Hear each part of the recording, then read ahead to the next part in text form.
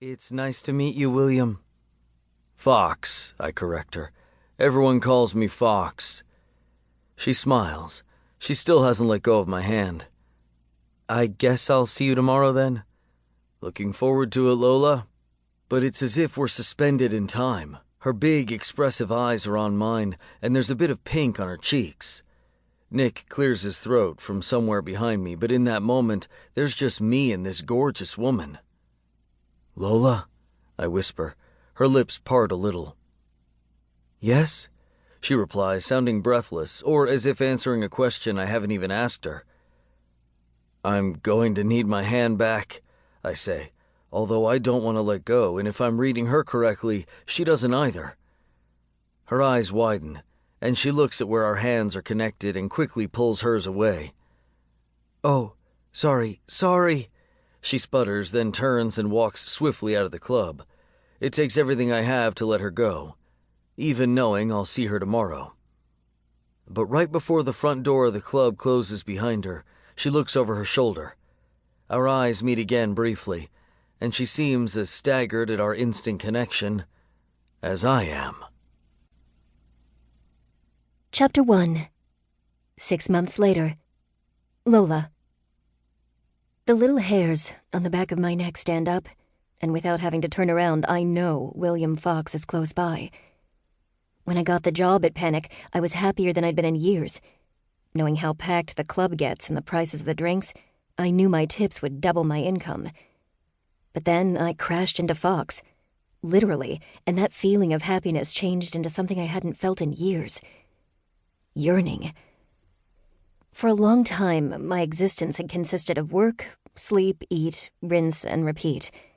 I've been so focused on survival, I've pushed all my needs and wants aside for so long that I hadn't realized how much I've missed having a connection with a man. And the connection I had with Fox was serendipitous. It was immediate, intense, and electric. I'm not talking love at first sight. No, I'm talking lust and hunger and a desire to pull that thick beard toward me and kiss him with reckless abandon. Sometimes I think I can feel his deep, gravelly voice when he's near, or maybe I can just sense he's in the room by the way women turn their heads and stare. Even after half a year of knowing the man, I still don't really know much about him, except that people seem to gravitate toward him. He's charismatic and funny and talks a lot.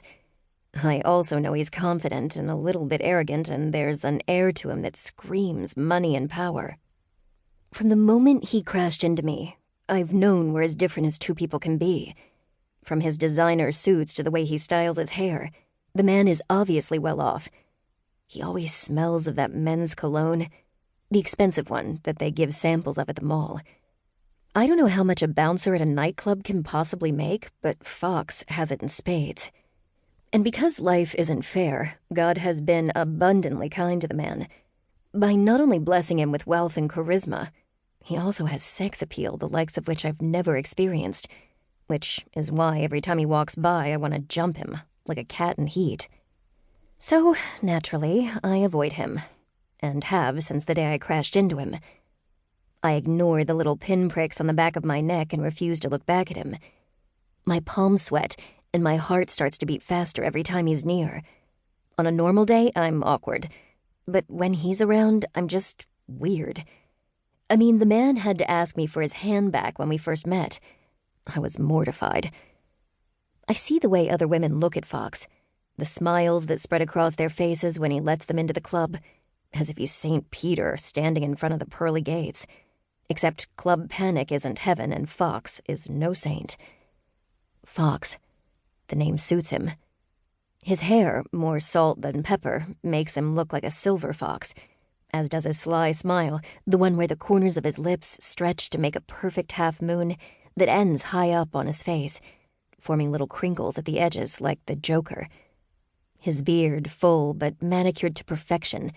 It's like he knows the effect his smile has on the opposite sex, so he makes sure that his lips are the focal point, the beard just an adornment to draw attention to his mouth. And he's smooth. So smooth. He'll swallow you up, then spit you out, and you'll let him because he looks like the kind of guy who will show you the best time. Tell you all the right things. Show you all of...